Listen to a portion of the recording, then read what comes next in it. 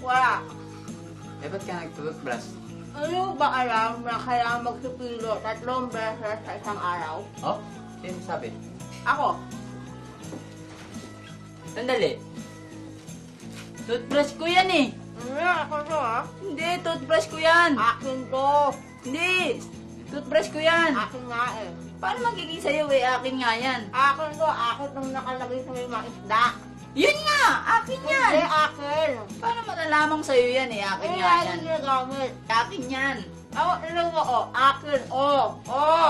Akin to. Ayan oh, akin to. Ayan oh, may kagat pa nga dito yan sa ilalim oh. Hindi, kinakagat ko rin yan eh. Ah, ano ka? Akin yan. Ito pa may isa akong palatandaan dito oh. Ayan oh. Wala Kinagat ko naman yan. eh. Ah? Ako kumagat yan. Ano ka ba? Hindi ah. Akin yan. Ah? Akin yan. Ay, baka kagat Eh, yan ako kumagat. Handa mo nga to. Tama. Bal?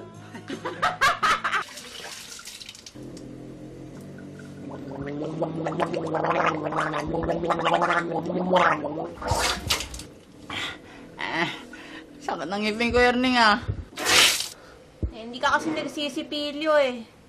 Paano ako magtututbrush eh? Inangkin mo yung toothbrush ko. Eh, akin naman talaga yun eh. Wah, ano ka? Eh, akin yun dahil may kagat yung tatulong eh. Akin yun eh. Wal? Akin yun. Wey! Bay! Ano ka? Ano ka? Ano? Ha? Bay! Bay! May kagat Wala. Hindi mo makukuha sa mumug yan. Eh, anong gagawin natin? Ano nga ba? Erning, handa mo ko to. Tama.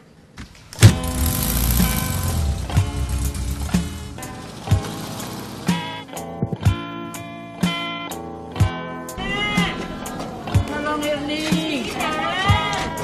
Hindi naman ako papabakuna eh.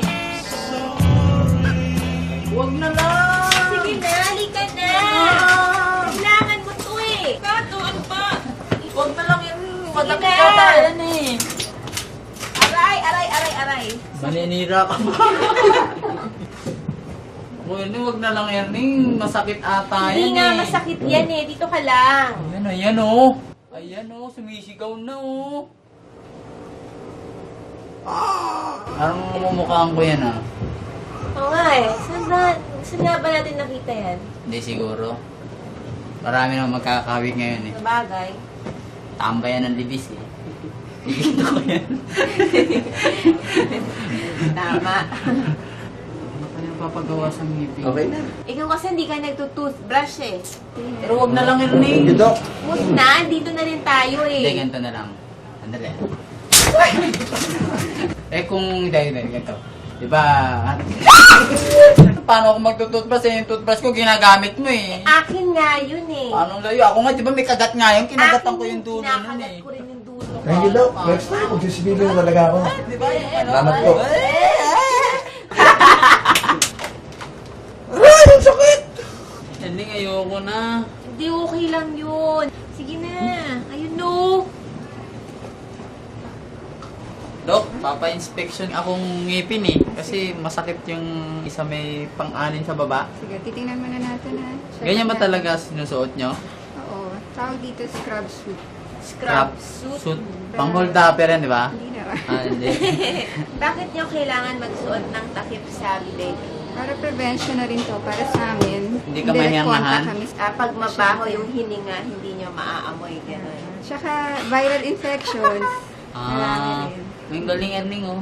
Dami. Spotlight. Okay, sige. Check up na natin. Okay. So, ang ngipin mo, it needs una-una prophylaxis na tinatawag or cleaning. Prophylaxis. Yes. Paano nyo nasabi yun? Dahil ba napakadumi na ng mga nakakabit sa ipin niya? Medyo. So, masyado din Yeah, mababa oo yung nga. ano niya, gums niya. Kasi, Bumababa yung bumababa gums. yung gums niya. Kasi, yung dumi, pumapasok sa loob, ini-impinge yung gums. So, nawawala yung attachment between the gums and the root portion. Yak! Ikaw kasi hindi ka nagpapadentista eh. Ngayon pa lang ako nagpa-dentist eh, sa tanang buhay ko. gaano ba kadalas dapat nagpapalinis? Depende, kung hindi ka naman nagsusmoke, wala ka masyadong bisyo, pwedeng once a year lang. Yung sa smoking naman, dumidikit kasi yung nicotine sa likod ng ngipin. So, the more na natatouch ng tang mo yung nicotine sa likod ng ngipin mo, the more na gusto mo mag-smoke. So, kailangan tinatanggal yun. Sige, paano ba yung prophylaxis? So, ginagamitan to ng scaler. Scaler? Scaler. Hindi na masakit. Hindi naman. Tignan mo. Okay, try natin. Ayan, sige. Okay, open. Doktora, gano'n na ba kayo katagal nagde-dentista? Bale, dito sa kliniko dito, since 1995 pa ako. Ano yung lumalabas yun na parang dumudura? Water yon para hindi ka nasasaktan. Kasi kung ganito lang by itself, mechanical lang, mainit sa ngipin. Ano ho ba yung nagagawa ng device na yan? Nililinis yung ngipin. Lalo na sa kanya, may mga tinatawag na calcular deposits.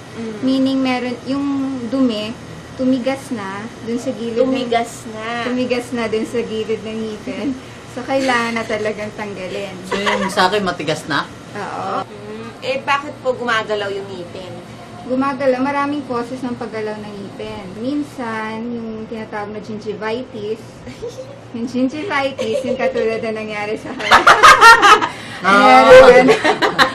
Bihira lang meron ganun, di ba?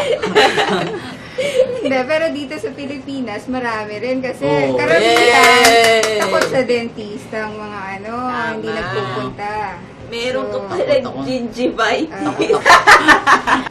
Dok, paano ginagawa yung mga, yung may bakal dito, yung gano'n?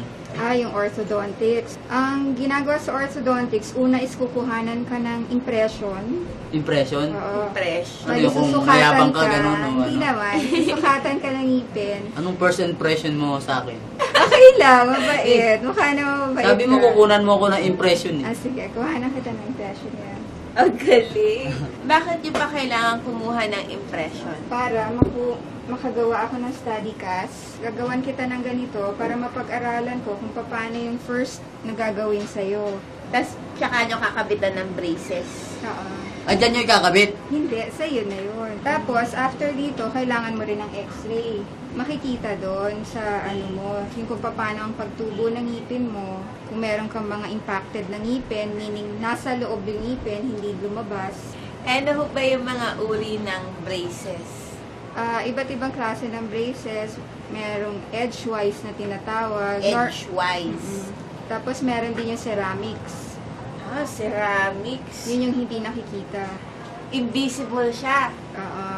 Nagpakabit ka pa, hindi naman nakikita. Ang makikita lang sa'yo, yung archware na tinatawag. Di ba yun yung madalas suotin ng mga tagalibis? Ang Yung alin? mga, yung bakal dito. Saka mga tagalasal. Maraming ganun. Salo. Oo. Sige po, kunan nyo siya ng molde. Okay. Sige, sandali Ayun. Ay, alam ko tawag dyan eh. Ang galing, ube. Plaster. Alginate ang tawag. Ay, dyan eh. Alginate. Ginagamit din to para sa mga sa mga movies, pag gumagawa ng prosthetics. Ayan din yun. Di ba plaster yun? Plaster, Mga figurine. yung pampatigas. Ang galing, Tado. Para kang...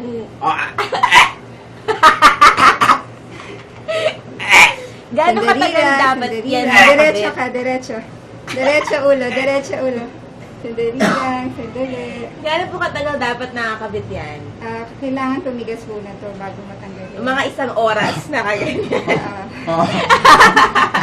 Sandali lang naman. Mga 5 minutes. Sige. Ito. Malapit na mag-set. Galing, Tado. Ah. Wow! Ang ganda!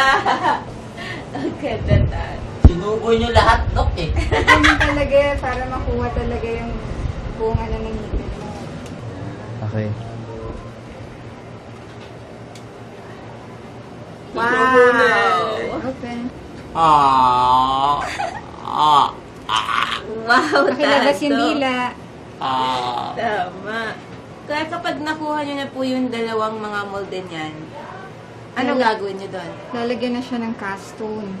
At kapag nabuo nyo na, Pag nabuo na, pag-aaralan ko na kung paano yung pinakamagandang treatment para sa ngipin ni Tado. Ah. Then blow, Ano to? hinga ka.